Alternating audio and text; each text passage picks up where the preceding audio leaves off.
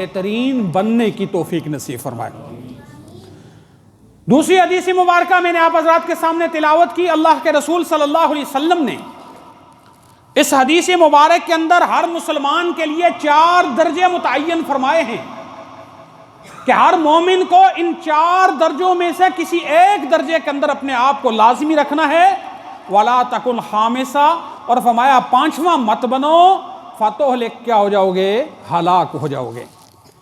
ان میں سے سب سے اعلیٰ درجہ اللہ کے رسول صلی اللہ علیہ وسلم فرمایا کن عالما، اے لوگو علم حاصل کرو، عالم بنو۔ اگر خود عالم نہیں بن سکتے، اللہ کے رسول نے فرمایا متعلم بنو، ساری زندگی سیکھتے ہوئے جو وہ اللہ کے حضور پہنچ جاؤ۔ فرمایا یہ بھی نہیں کر سکتے، کسی علم والے کی بات کو سنا کرو، جہاں علم کی مجالس ہوں ان کو وقت دیا کرو، ان کو سنا کرو، کسی عالم کی بات کو سنا کرو۔ اور فرمایا کہ یہ بھی نہیں کر سکتے تو چوتھا درجہ یہ ہے کہ کم از کم ان اللہ والوں سے، ان علم والوں سے محبت رکھا کرو۔ کیا کرو؟ محبت رکھا کرو۔ اور اللہ کے رسول نے فرمایا وَلَا تَكُنْ خَامِسًا، لیکن یاد رکھو یہ 4 درجوں تک آپ کو رہنے کا حق ہے۔ خود عالم بنو، خود طالب علم بنو، نہیں تو ان کی بات کو سننے والا بنو۔ چوتھا درجہ یہ ہے کہ کم از کم ان سے محبت رکھو، لیکن فرمایا وَلَا تَكُنْ خَامِسًا، یاد رکھو ان 4 درجوں کے بعد مزید کوئی درجہ نہیں ہے۔ 5واں بننے کی کوشش مت کرنا۔ اللہ کے رسول نے فرمایا اگر تم 5ویں بن گئے تو فتح ہلاک ہو جاؤ گے۔ اسی روایت کے اندر عطا ابن ابی رباح وہ فرماتے ہیں کہ ایک سند کے اعتبار سے 5ویں چیز کو بھی اللہ کے رسول صلی اللہ علیہ وسلم نے متعین فرمایا۔ اس سند کے اندر تو ان 4 چیزوں کا تذکرہ ہے نا، مطلقاً فرمایا وَلَا تَكُنْ خَامِسًا، 5واں مت بنو، لیکن فرمایا 5ویں چیز کیا ہے؟ رسول اللہ صلی اللہ علیہ وسلم نے فرمایا کہ لا تبغض العلم وأهله، کبھی علم اور اہل علم سے دل کے اندر کبھی بغض نہ رکھنا، علم اور اہل علم سے کبھی دشمنی مت رکھنا، ان کی نفرت کبھی اپنے دل کے اندر مت بٹھانا، کبھی بھی علم اور اہل علم کو حقیر مت سمجھنا، ان کو گھٹیا مت سمجھنا، ان کی نفرت اور کدورت کبھی اپنے دل کے اندر مت بٹھانا، فتح کیا ہو جاؤ گے؟ ہلاک ہو جاؤ گے۔ اور میرے دوستو علم اور اہل علم، دیکھیں آپ قرآن اللہ کی جو ہے وہ کیا ہے؟ شرافت والی کلام ہے، عزت والی کلام ہے نا۔ اب اس حافظ صاحب کی آپ قدر کیوں کرتے ہیں؟ اس کے دل کے اندر کیا ہے؟ اللہ کا قرآن ہے، ٹھیک ہے نا، اور اللہ کے قرآن کی وجہ سے اس کی آپ عزت کرتے ہیں۔ اب اس کے اور بھائی بھی ہوں گے گھر میں، ٹھیک ہے نا، لیکن جو عزت، جو شرافت اللہ نے آج اس کو عطا فرمائی ہے وہ ان کو حاصل، حالانکہ اسی باپ کے بیٹے ہیں، اسی ماں کے بیٹے ہوں گے، وہی ان کا خاندان ہوگا، ایک ہی جو ہے وہ ان کا سٹیٹس ہوگا، سب کچھ ایک ہے، لیکن اس کی عزت شرافت کس وجہ سے؟ اللہ کے قرآن کی وجہ سے، ٹھیک ہے نا۔ اب اگر کوئی آدمی اس کی بے توقیری کرے گا، کوئی آدمی اس کو گھٹیا سمجھتا ہے، کوئی آدمی اس کو کمتر سمجھتا ہے، اس کا بغض اپنے دل میں رکھتا ہے، تو یہ اس کا بغض نہیں ہے بلکہ اس کے سینے میں موجود اللہ کے قرآن کی کیا ہے؟ بے توقیری ہے، اس کی تنقیص ہے۔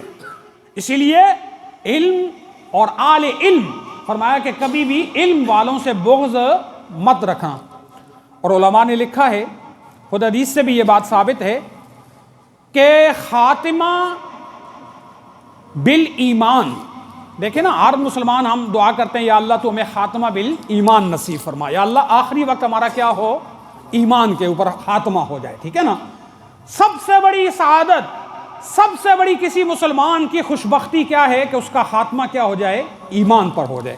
اور میرے دوستو اگر کسی آدمی کا خاتمہ برا ہو جائے، کسی آدمی کا خاتمہ بالایمان نہ ہو، ساری زندگی مسلمان کہلایا جاتا رہا، ساری زندگی مسلمان اس کو کہا جاتا رہا، باپ دادا مسلمان ہے، شناختی کارڈ کے اندر مسلمان لکھا ہوا ہے، مذہب کے خانے میں مسلم لکھا ہوا ہے، لیکن مرتے وقت اگر اس شخص کا خاتمہ ایمان پر نہ ہو تو اس سے بڑا کوئی بدبخت نہیں ہے۔ اور علماء نے لکھا ہے جو آدمی اہل علم کی، علماء کی، علم کی ناقدری کرتا ہے، اللہ اس آدمی کو خاتمہ بالایمان سے محروم کر دیتے ہیں۔ اس آدمی کا خاتمہ جو ہے وہ کیا ہوگا؟ ایمان پر نہیں ہوگا۔ انتہائی سخت بات ہے میرے دوستو۔ تو اس لیے میرے دوست اس کی وجہ کیا ہے؟ اس لیے کہ اس نے اہل علم، وہ علم جس کا وارث اللہ کے رسول صلی اللہ علیہ وسلم نے علماء کو بنایا ہے، وہ علم جو انبیاء علیہ السلام کی وراثت ہے، العلماء ورثۃ الانبیاء، علماء کس کے وارث ہیں؟ انبیاء کے وارث ہیں، اور انبیاء لا یورثوا دینارا ولا درہما، ان کی وراثت کوئی دینار اور درہم نہیں ہوا کرتی، ولکن ورثوا العلم، لیکن انبیاء کی وراثت کیا ہوتی ہے؟ علم ہوتی ہے۔ جو جتنا زیادہ علم حاصل کرے گا اتنا ہی انبیاء کی میراث کو زیادہ سے زیادہ حاصل کرنے والا ہوگا۔ تو میرے دوستوں کہنے کا مطلب یہ ہے کہ اللہ تعالیٰ نے ان کو یہ جو شرافت، عزت اور عظمت عطا فرمائی ہے، کس وجہ سے عطا فرمائی ہے؟ اللہ کے قرآن کی وجہ سے۔ اللہ کا قرآن خود عزت والا، عظمت والا، رفت والا، بلندیوں والا ہے۔ جو قرآن کے ساتھ لگے گا اللہ اس کو بھی عزت اور رفتیں عطا فرمائے گا، اللہ اس کو بلندیاں نصیب فرمائے گا۔ جس کی نسبت قرآن کے ساتھ جڑ جاتی ہے، قرآن جس طرح خود معزز ہے، خود عزت والا ہے، خود تکریم والا ہے، تو اس کے ساتھ جو بھی جڑے گا اللہ اس کو بھی عزتیں، رفتیں اور کیا کرے گا؟ بلندیاں عطا فرمائے گا۔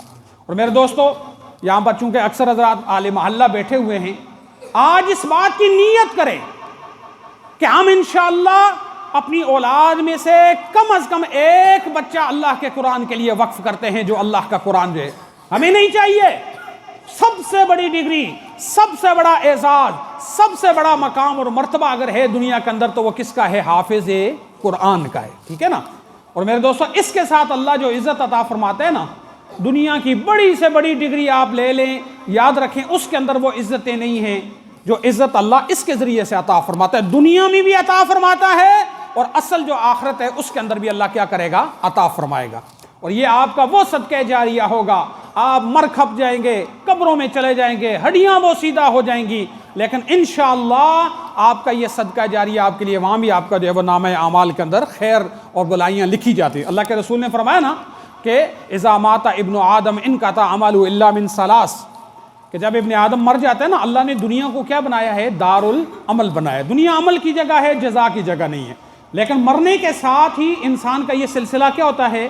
ختم ہو جاتا۔ اب آگے جزا ہی جزا ہے، سزا ہی سزا ہے، اچھے کام کیے ہیں تو جزا ہے، برے کام کیے ہیں تو اس کی سزا ہے، اب آگے آپ کے پاس عمل نہیں ہے۔ لیکن اللہ کے رسول نے فرمایا تین چیزیں ایسی ہیں، نبی کریم صلی اللہ علیہ وسلم نے فرمایا کہ انسان مر جاتا ہے، انسان کی ہڈیاں وہ سیدھا ہو جاتی ہیں، زمانے پہ زمانے گزر جاتے ہیں، لیکن اس کا نامہ اعمال اسی طرح چلتا رہتا ہے، اس کے نامہ اعمال کے اندر نیکیاں لکھی جاتی رہتی ہیں۔ اور وہ کیا ہے؟ اللہ کے رسول صلی اللہ علیہ وسلم فرمایا کہ سب سے پہلی چیز ولد صالح یدعو لہ، انسان کی وہ نیک اولاد جو انسان کے لیے کیا کرے؟ دعا کرے۔ یہاں پر آپ اندازہ لگائیں، اللہ کے رسول صلی اللہ علیہ وسلم نے مطلقاً اولاد نہیں فرمایا، بلکہ کیا فرمایا؟ ولد صالح، وہ انسان کی نیک اولاد، یدعو لہ، جو انسان کے لیے مرنے کے بعد بھی کیا کرتی رہے؟ دعا کرتی رہے، ٹھیک ہے نا۔ اور ظاہر ہے مرنے کے بعد وہی اولاد دعا کرتی ہے نا جس کو پتہ ہو کم از کم کہ میرے والدین کا میرے اوپر کیا حق ہے، ٹھیک ہے نا، میرے والدین کے میرے اوپر کیا حقوق ہیں، اسلام نے، شریعت نے میرے اوپر کن چیزوں کو لازم کیا ہے۔ اور یہ کیسے ہوگا؟ جب آپ اپنے بچے کو اللہ کے قرآن اور حدیث کے علم کے لیے وقف کریں گے، اس کو پتہ ہوگا کہ میرے والدین کے میرے اوپر کیا حق ہیں، میں اپنے والدین کے لیے اگر دعا کروں گا تو میرا رب مجھے کیا عطا فرمائے گا، اس سے میرے اوپر کتنی رحمتیں اور برکتیں نازل فرمائیں گے۔ جو والدین کو رحمت کا ذریعہ سمجھتا ہو، اپنے لیے زحمت اور اپنے لیے عذاب اور سزا کا ذریعہ نہ سمجھتا ہو، ٹھیک ہے نا۔ تو پہلی چیز۔ دوسری چیز رسول اللہ صلی اللہ علیہ وسلم نے فرمایا کہ وہ علم ہے ینتفع بھی، جس علم سے نفع اٹھایا جاتا رہے۔ آپ نے بچے کو عالم بنا دیا، خود اپنے بچے کو نہیں بنایا، کسی دوسرے کے ساتھ تعاون کر دیا، مدارس کے ساتھ تعاون کیا، مساجد کے ساتھ تعاون کیا، کسی کا جو ہے وہ علم کے حصول کے جو اخراجات ہیں اس کا بیڑا اٹھا لیا۔